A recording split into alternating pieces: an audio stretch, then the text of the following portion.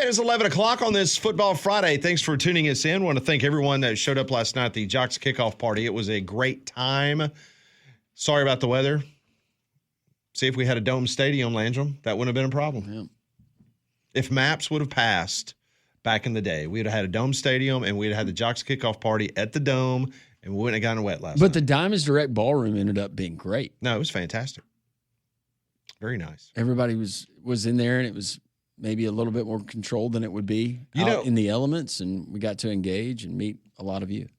Besides the fact that everyone that I talked to asked me if Conrad is really as sick an individual as we portray him on the show, because of the toothbrush and everything else he does in the shower, that type of stuff, was the fact that everyone wanted to ask me about Social Taco.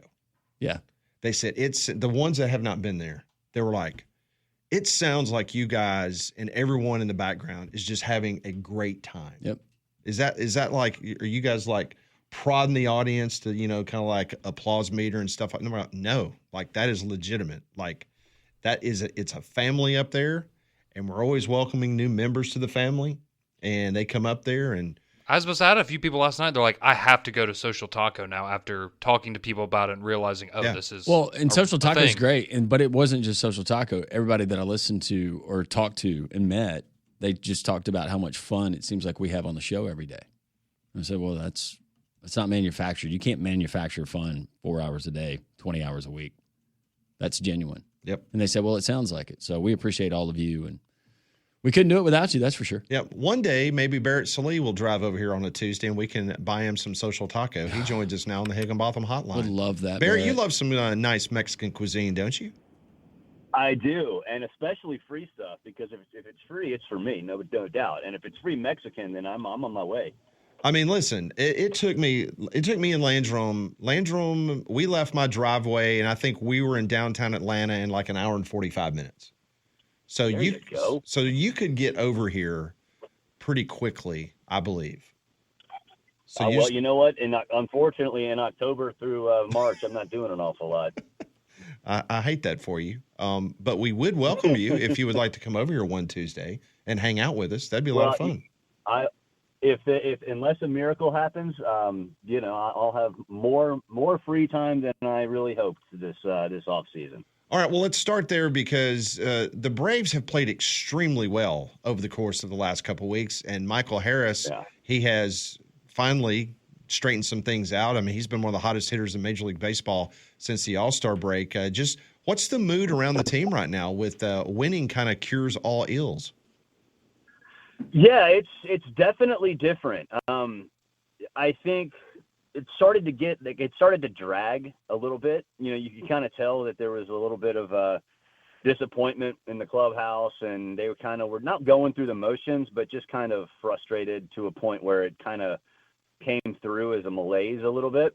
Now there's not excitement in terms of the playoffs or anything. There's just excitement to play, right?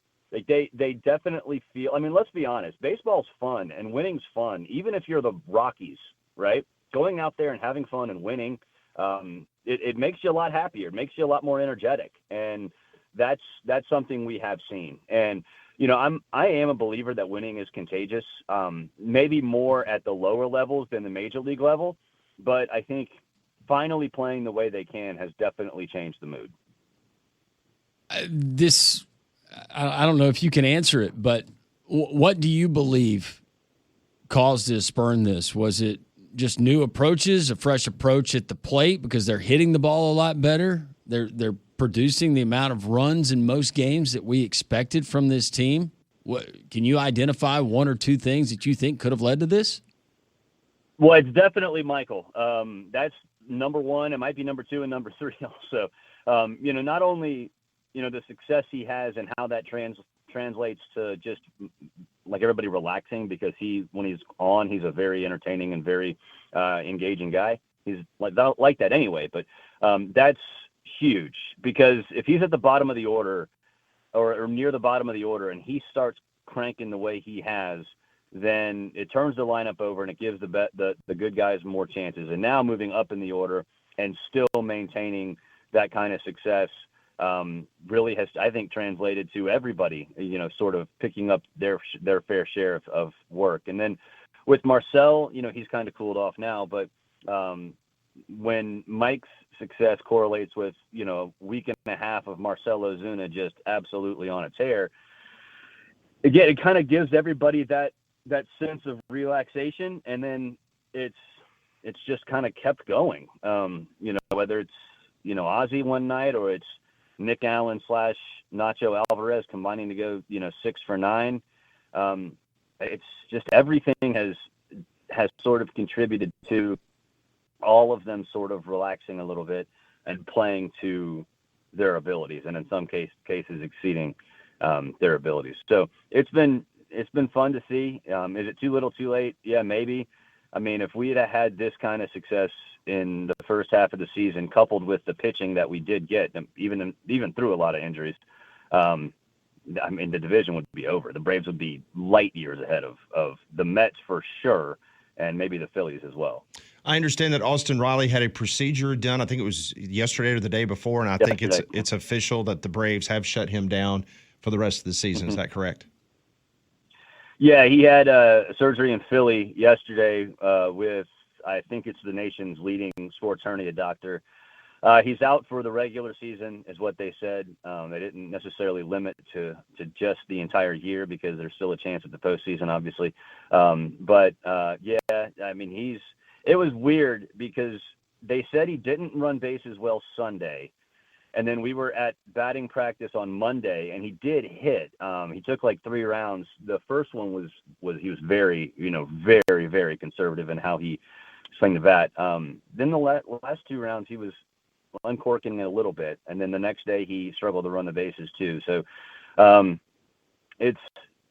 not a doctor. I'm not going to pretend to know, what hurts a sports hernia and what is, sort of tolerable, but he clearly was going through some stuff and testing his body out early this week to try to figure out what he can and can't do. And to me, it became abundantly clear when he said, when Snit said he couldn't run the bases well on Tuesday, that something was up. Braves Radio Network pre- and post-game host Barrett Sallee joining us on 3-Man Front on the Higginbotham Hotline. Hurston Waldrop, oh my goodness. Wasn't expecting this. Wasn't expecting anything close to this. He's 4-0, 0.73 earned run average, 24 strikeouts, and 24 and 2/3 innings pitched. Okay, so when do the people come out and say, it's been a practical joke? He's really not this good. Talk me down here because I think the kid's great. I am not going to talk you down because I have seen it with my own 2 eyes. And that kid is special. I mean, he is special. I'm not the biggest deep analytics guy, but I did look at his vertical break between his splitter and his cutter, and it's like a 15-inch difference. I mean, it's just like, come on. So, and the other direction, like 15 once, in the opposite direction. Yeah. So, I think for Hurston, he came up too early last year and he got shell shocked. And, for some of these guys, you've always been the man, right? You've always been that dude dating back to Little League. And so when you come in and you get your teeth knocked in, it's a shock. And a lot of guys don't know how to handle it. And I don't think he knew how to handle it. And then this past, spring, watching AAA guy after AAA guy after AAA guy moving to the Braves, and he's just sitting down there.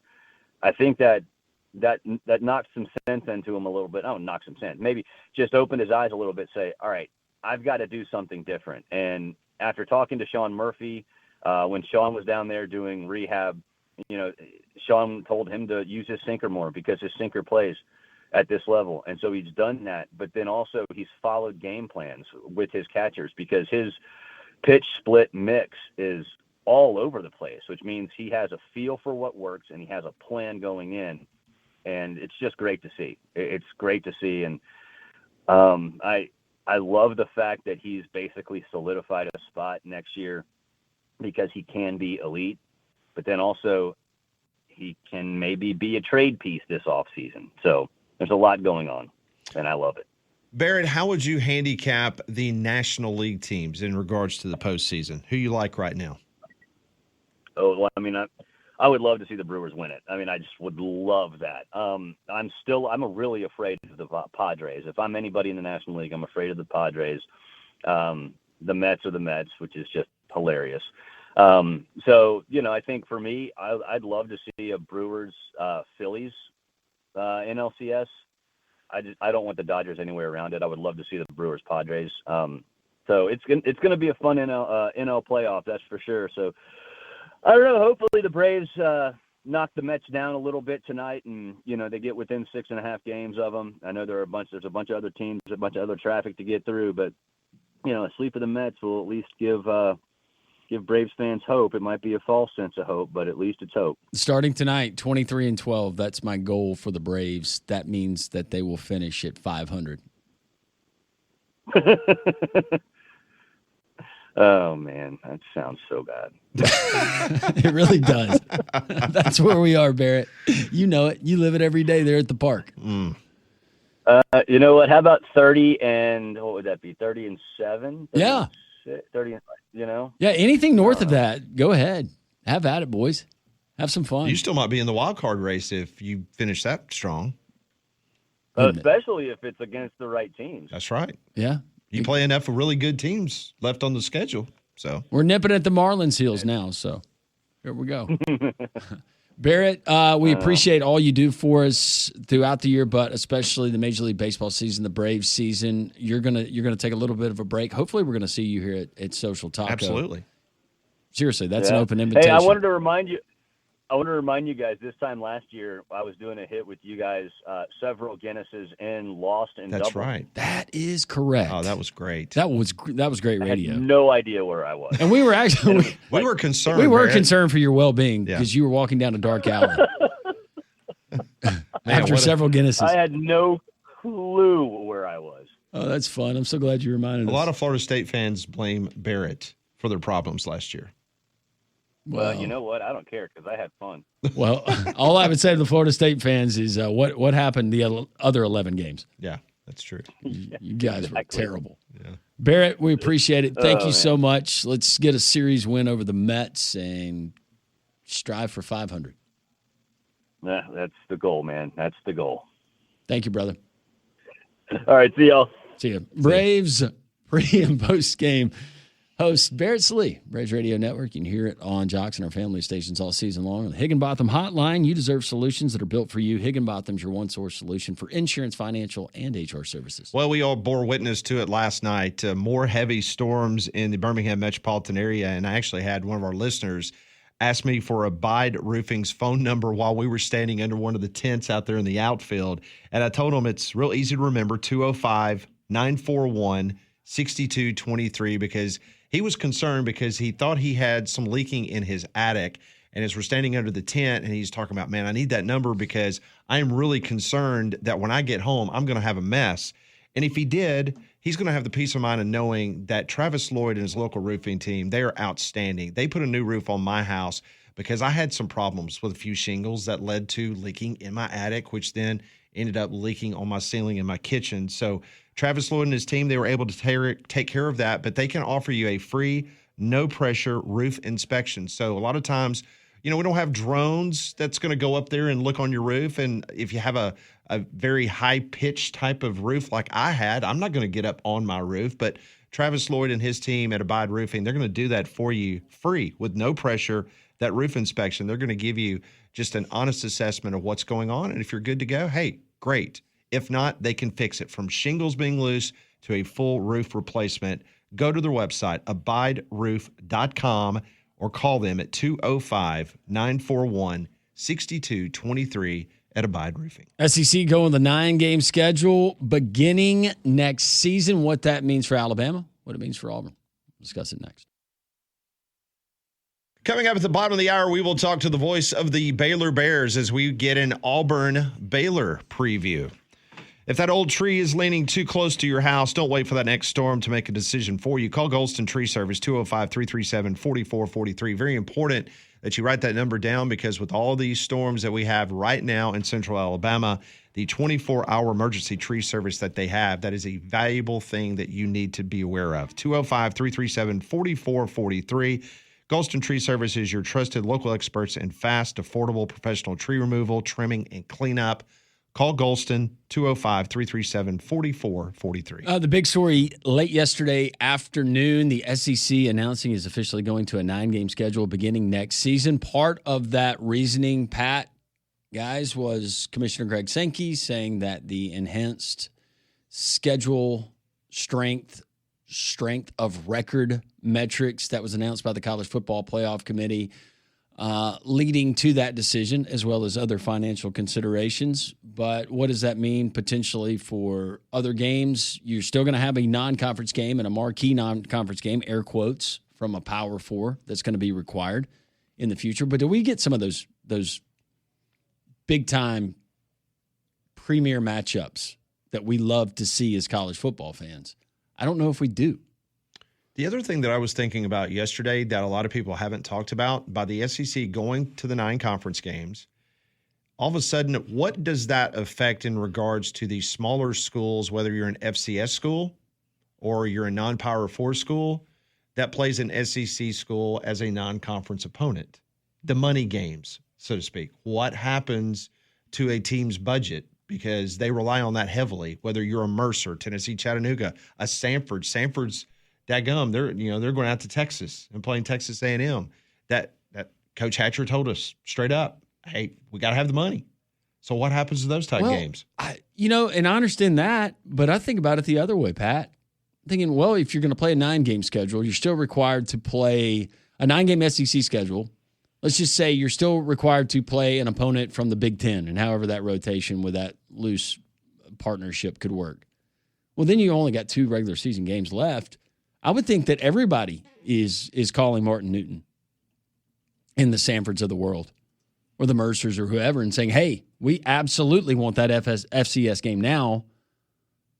We're playing a at least 10-game power conference schedule. Yeah, it's going to be interesting to see how some of these schools have to reshuffle things, because I know somebody pointed out, like Georgia, for example, in 2030 is scheduled. They would play every single one of their games would be a Power 4 opponent, because they're going to play Clemson. I think they're going to play Ohio State that year, and then they have Georgia Tech. And then you also have your 9-game conference schedule. Alabama, for example, in 27-28, they have West Virginia and Ohio State, plus a 9-game conference schedule. So it might in turn hurt the UABs, the East Carolinas, those type teams. More than it would a Samford or a Mercer or a Tennessee, Chattanooga. Yeah. Because you want those guaranteed wins from Yeah, because you don't want to suit up against a UAB or a Charlotte or someone like that potentially could knock you down. So let's hear from Commissioner Greg Sankey. He was on the Paul Feinbaum show yesterday afternoon, and this is what he had to say about what factors went into this ultimate decision that took place yesterday, going to 9 conference games. What I described the last 2 days to athletics directors is the CFP's made progress. We're not at perfection. The full clarity on how strength of schedule will be honored in the selection process would be important to us. We're at an 8-game schedule this year. We'll have a second opportunity to see how selection decisions are made. The opening few weeks of the college football season and non-conference games are important. Those factors, the ability for the CFP to move a bit. One thing that I think I want to be clear about is we have preferred a 16-team format with kind of the maximum number of at-large slots. We think that value combined with clarity around selection is important for the Southeastern Conference. That remains. There are other ideas that have been talked about. We haven't taken positions on those, but the clarity was a bit of a tipping point. And also, as you look to the opportunity, positioning ourselves well for the future, the interest that we build, the community that we build around the conference by teams being seen by our fan base rather than just seen on the television. Those are important deciding factors for us. Commissioner Greg Sankey yesterday talking about some of the factors that went into the last couple of days with the athletic directors deciding and the presidents to vote and to move to the 9 conference games. So what does this mean, Commissioner Sankey, in regards to the grand scheme of the college football playoff?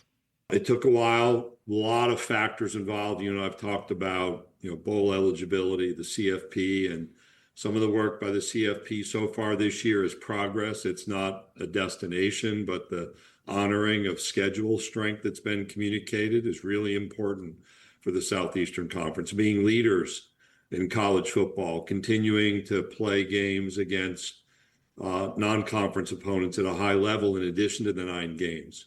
I think that's a representation of fulfilling that leadership responsibility. That's not something that's done every place. Not everyone agrees. I'm certain that our coaches are concerned about the competitive aspect. We've got to continue to improve the selection process for the postseason. Yet when you factor that in along with our media relationship with ESPN, what we experienced from viewership last year, Paul, when you go back to the COVID year where we played conference-only games and had the highest viewership consumption on the SEC network, because every one of those games were great games, a lot of lessons that also set us up for future decision-making and future opportunities. So there you have it. He listens.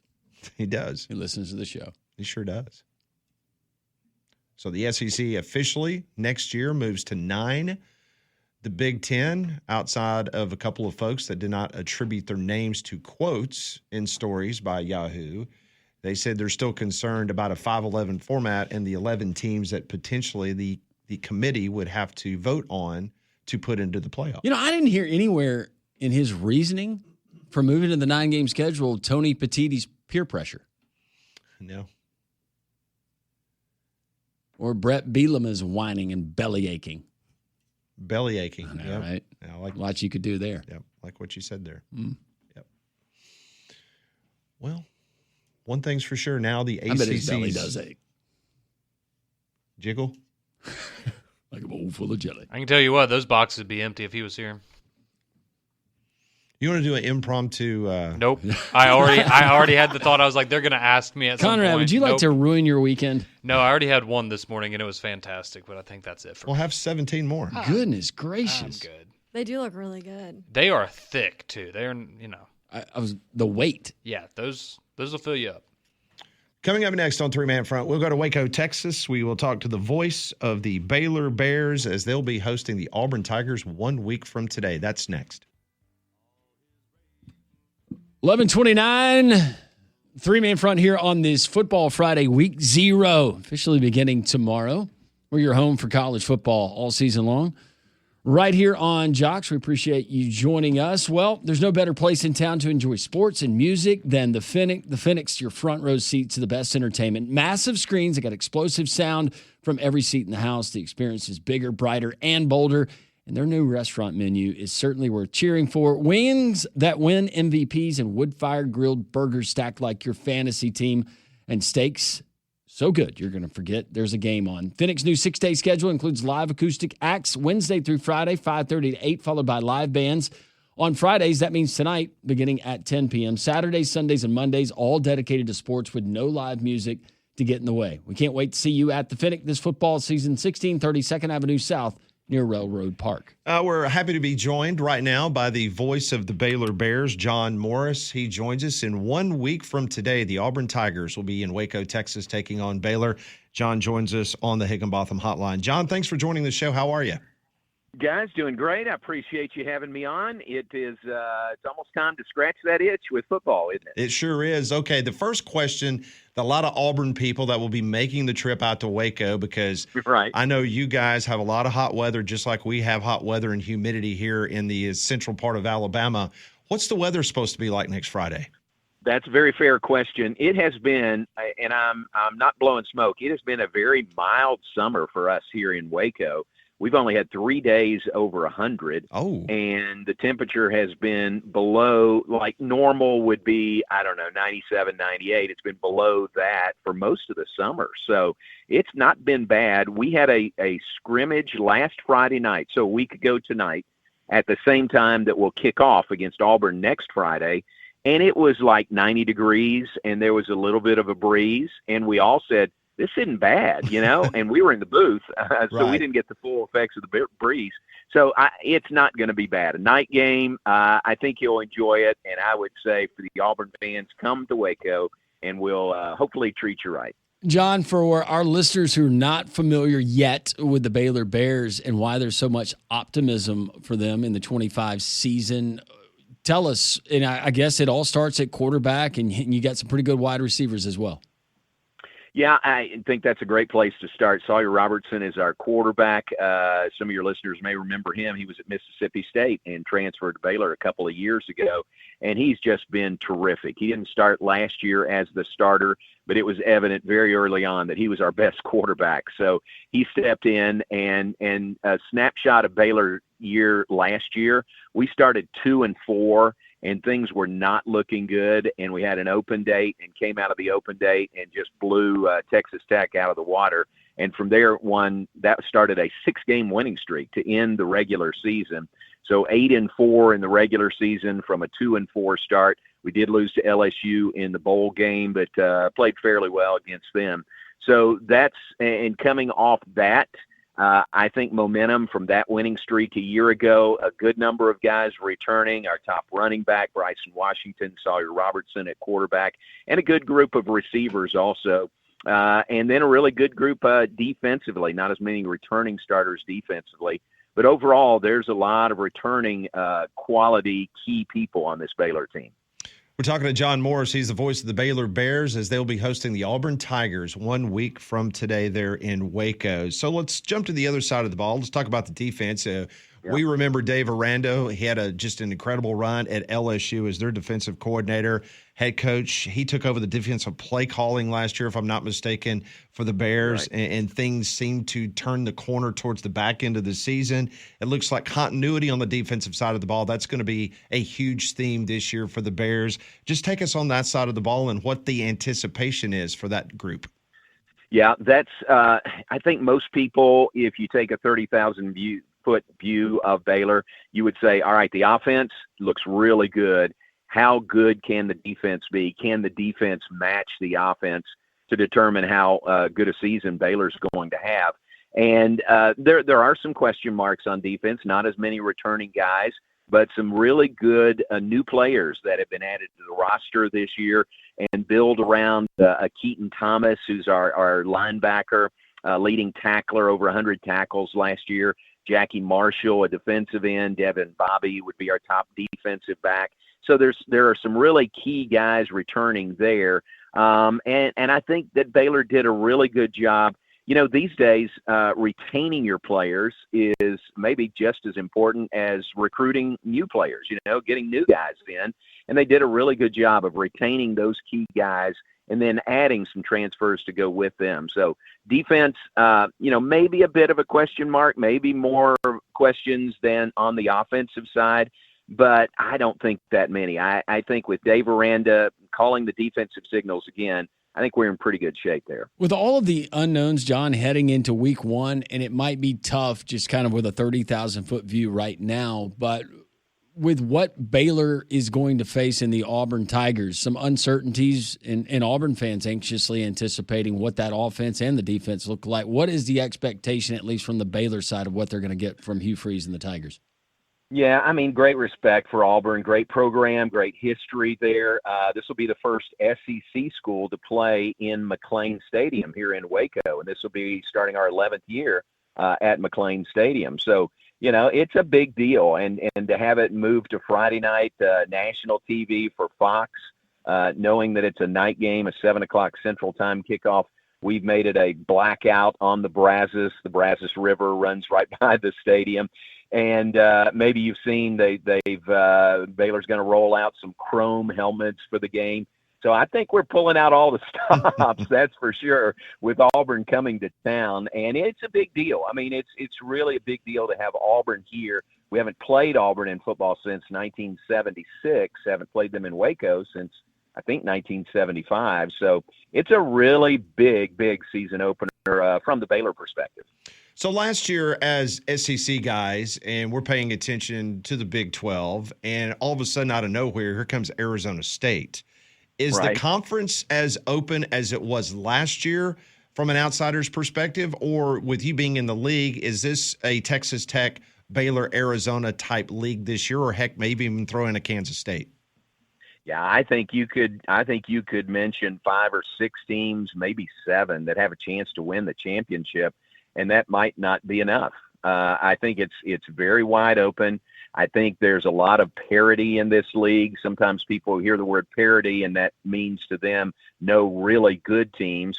But I just think we got a lot of really good teams, and just depends on how things shake out over the course of the year.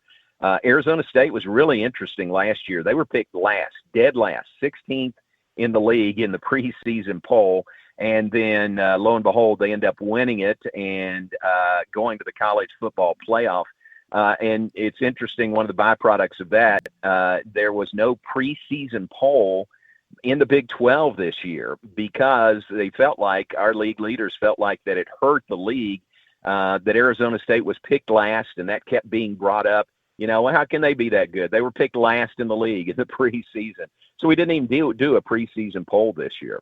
But to answer your question, I think there's a lot of really good teams. I think Baylor's in that top tier as well, but some really good teams. And 2 of them play tomorrow in week 0, Iowa State and Kansas State, play in Dublin, Ireland to kick off the season tomorrow. What has been maybe the ripple effect? We know where it's been, at least here and across college football, but the ripple effect within that state and within the Big 12 with a billionaire booster there in Lubbock, Texas, infusing all of that money, not only in the football, the athletics program. How much of a sense of urgency, if there was not already a sense of urgency, has that created, at least there in Waco? Yeah, a fair question. I think it was already there. I mean, we know what we're up against. Baylor competing in this league and competing nationally, and we're doing well. And we've got a really good group of boosters who have been very, very loyal to Baylor and very generous through the years. We don't have a Cody Campbell, that has given that much money, like you mentioned, at Texas Tech. But it just I think it just sort of raises the level for everybody, knowing what he has done and is doing for Texas Tech. And I tell you, there's very high expectations. If you put that much money into the program, there's really high expectations in Lubbock for Texas Tech this year.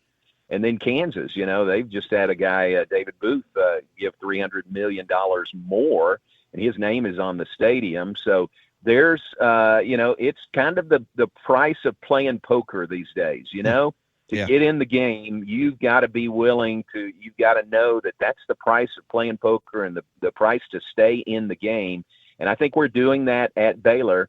But it's a never ending situation, is it, to try to, to keep up with everybody else? No, it sure is. John Morris joins us for a few more minutes, the voice of the Baylor Bears. They'll be hosting the Auburn Tigers 1 week from today there in Waco. So, John, I just wanted to get your thoughts on where we currently stand with the college football playoff expansion. Everybody's got to come to a decision by December the 1st. I'm just curious, are you in the camp of where it currently is with the 12 and obviously straight seeding? Do you like 16? Do you now like the Big 10 model of now maybe potentially going to 24, 26 automatic qualifiers? Most of the people you talk to around the Big 12, where do they fall in regards to what the CFP should look like? Right. Well, this is just my opinion, Sure. And I'm no expert on it. But our athletic director, Mac Rhodes, is the chairman of the CFP this year. So he'll be the guy you'll see on camera, on those Tuesday night reveals starting in November. And I would lean on what I've gotten from Mac. And I think the general consensus around here, and this is from our commissioner, Brett Yormark also, is 16-team playoff. The 5-11 model seems to be the one that everyone here around here is most in favor of. So I would fall in line with that. I think 16 is a great number. It would expand it by, 4 more. I don't like the Big 10, what they kind of floated, 24 or 26. Right. I just think that waters it down too much. But 16, I think, is a good number. So we'll see. And I sure liked moving from 4 to 12. I think that was a great move. If it stays at 12, that's fine. If it goes to 16, I think that'd be maybe even better. Finally, we've got a lot of Auburn fans and folks that will be making the trip to Waco. Just a couple of things that you would recommend if they're coming out there for a couple of days to be able to enjoy your part of the world. Yeah, come on. We got a lot here. Most folks come to Waco to see Fixer Upper and Magnolia, with Chip and Joe. So that's a real popular spot, and that'll be easy to get to. probably be crowded on that weekend because this game and being Labor Day weekend also. So maybe come in a day or two early, and hit that up before the game on Friday. But we got that. We got some good steak places. We got good Mexican places. We got good barbecue, really good barbecue here in Waco, Texas. So I think there's a lot to see and do here, and hope some Auburn folks make the trip and enjoy the experience in Waco. Should be a lot of fun.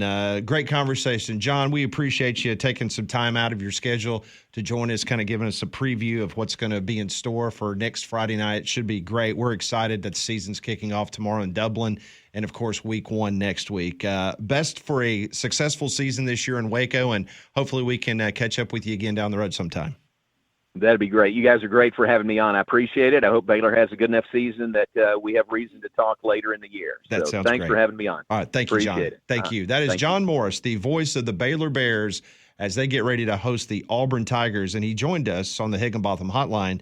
You deserve solutions that are built for you. Higginbotham is your one-source solution for insurance, financial, and HR services. Well, if you're looking for a place to catch the Auburn and Baylor game, well, let me tell you about Big Whiskey's, because they are the place for great food of all varieties. They have a full menu with apps, salads, burgers, and steaks, and their bar features unique cocktails, over 120 whiskeys, including whiskey on tap, and plenty of screens so that you can catch all the college football action all season long. So go in and check out all the games that they're going to have on the bar in the big screen in the Stadium Trace Village off Highway 150 near the Hoover Met. Coming up at the top of the hour, we'll talk to Mike Rodak from Bama 247. Also next hour, the first edition of Bet It or Forget It, as defending champion Molly Robinson will try to defend her crown with a 5-0 record this week. All that next on Three Man Front.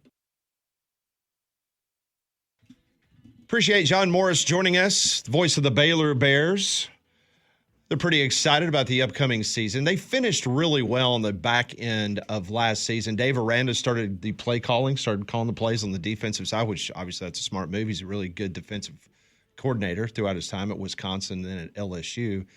And, we talked to a couple of people, and we'll talk to him again next week. David Smoke, who does a very popular show, 365 Sports in Waco. And he told us last year that if he didn't get to a certain number, that he most definitely was going to be on the hot seat. And he got over that number, but it did not look good. It was not pretty early for Baylor, but they ended up riding the ship towards the back end, made some people feel obviously pretty confident in this season, because some people have them, including Brett Ciancia from Pick Six Previews. He's got them finishing second in the Big 12. So this is going to be a great barometer for Auburn, for Hugh Freeze. I think for both teams. Yeah. And the more I've said it here on the air, but the more people I talk to, I feel like this is an absolute must-win for Hugh Freeze and Auburn. Just given what has happened the last 2 seasons. To get out of the gate, to get a win in Waco against a, fringe top 25 team, tough environment, really good quarterback, good offensive scheme, good coach on the other sideline. If Auburn can get this win, I think this would really, really propel them forward, because they have got the first 5 games, they set up and look a lot different than they did last year.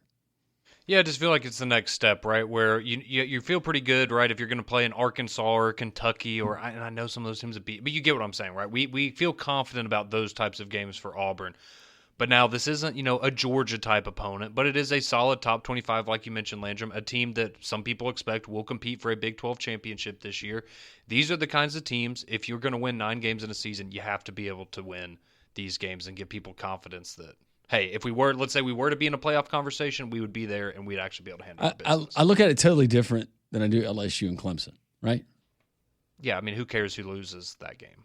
Yeah, both teams, you feel pretty good about them at least winning 9 games. In Clemson's case, more than that. And in LSU's case, I think most people would say more than that. Auburn kind of uncharted, and a lot of that carryover from the other rosters, you just wonder, does confidence start waning with some of those guys if you come out and you lose game 1? What is Walker White telling his teammates in Baylor this weekend? Ooh. What is the intel? I don't think there's a lot. Hey, speaking of names from the past, I was reading a preview of the Kansas game, and I completely forgot that Emmanuel Henderson transferred to Kansas. I forgot about from that. Alabama.